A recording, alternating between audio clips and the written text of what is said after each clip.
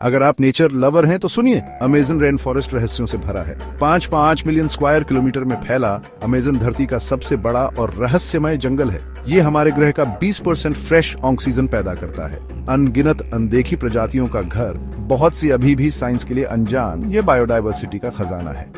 शक्तिशाली अमेज़न नदी हर second 200,000 cubic metre पानी समुद्र में डालती है, जो इसे दुनिया की सबसे पानी वाली नदी बनाता है। यहाँ छिपी हुई हैं अनजानी जनजातियां, मॉडर्न सिविलाइजेशन से अछूती, लेकिन तेजी से हो रहा डिफोरेस्टेशन इस अद्भुत इकोसिस्टम के लिए खतरा है। चलो अमेज़न को बचाएं, क्योंकि यह सिर्फ एक जंगल नहीं बल्कि हमारे ग्रह के फेफड़े हैं।